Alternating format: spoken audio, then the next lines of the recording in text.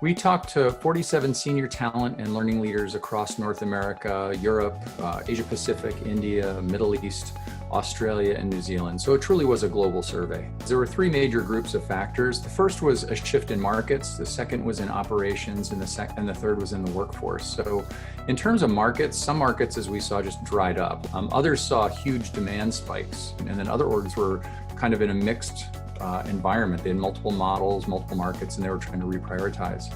In the area of operations, we saw supply chains just broke or they had to reshape.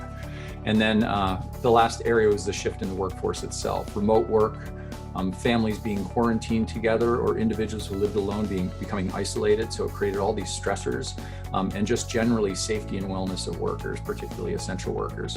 So that led to three key leadership gaps that we saw. The first was just in the ability to pivot quickly. So the ability of leaders to let go of assumptions and their old ways of doing things fast and seeing new approaches and strategies. The second was in their ability to build a sense of purpose and belonging across a distributed remote workforce. And the third area we saw that was just in the ability to lead innovation, especially in the area of digital acceleration, to either take advantage of growth opportunities or make really fast shifts in the business approach.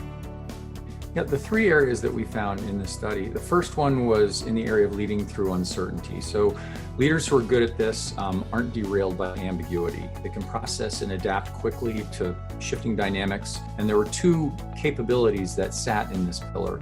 The first was developing personal adaptability around growth mindset, revising mental models, that kind of thing. And then the other was navigating complexity, which is seeing the organization as a complex system and being able to navigate through emerging situations. The second pillar we saw was in the area of cultivating trust. Leaders who do that well are leaders who resonate with their people. So they're attentive listeners, they're skillful communicators, and they see their people as unique. And there were two capabilities in this pillar as well. The first was inspiring engagement. It's about linking people to a larger purpose, but also empowering them to pursue that purpose in a more flexible way, giving them more autonomy. And the second was around valuing differences. And this is about moving inclusion really into the way work gets done. So we found that employees want more than having their differences tolerated by the organization. They wanted the organization to leverage what was unique about them to make the organization better. And then there was a third pillar. We call this reskilling for opportunity. So because organizations have to pivot a lot more quickly to adapt, leaders need to be more forward-thinking about the business and about talent. So like the other clusters, we found two capabilities in this one, and they work together. So fostering innovation is the first one, and this is the leader's side of innovation. So it's creating an environment where teams naturally engage in the innovation process continuously. The final capability, and this resonated around the world, it was around building digital fluency. So a lot of the changes that we saw with the pandemic are either driven by or heavily dependent on technology, on data, and on analytics. So this capability focuses on a leader being conversant in key digital trends and advancing the use of technology and analytics to improve the business or even leverage entirely new business models. Learning and development needs to emphasize the fact that leaders need to keep their foot on the accelerator in terms of cultivating trust, in terms of transparency, being authentic, being empathic. I would suggest that they prioritize the broad-based development of all mid-level leaders as opposed to just targeting that 4 or 5% that they want to move to higher levels. And I would focus that development on these three pillars.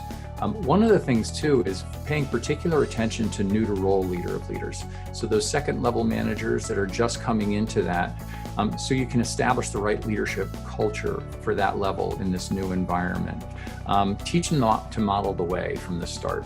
Tailor the development of the three pillars to the unique challenges of mid-level leadership. And those are things like, how do you bridge strategy and execution? How do you manage horizontally? How do you develop strong first level leaders so they can model the way with those three pillars? And having a heavy focus on personal adaptability and leading in uncertainty. And I say that because those are the areas that can really overwhelm mid-level leaders, especially early on. And this may be why more of the senior leaders have struggled less in this environment, because a high degree of uncertainty is far more common in their roles. But for mid-level leaders, this is a new thing. in terms of measuring adoption and impact. Many L&D functions aren't really doing as much of it. They're tracking more of the metrics around just consumption, but are people adopting it, and is there real impact to it? I would say the other thing that's probably unique is because L&D is being asked to creep into other areas that they haven't had to really focus on as much before, like using learning not just for skill building, but using it for communicating values, using it for driving engagement.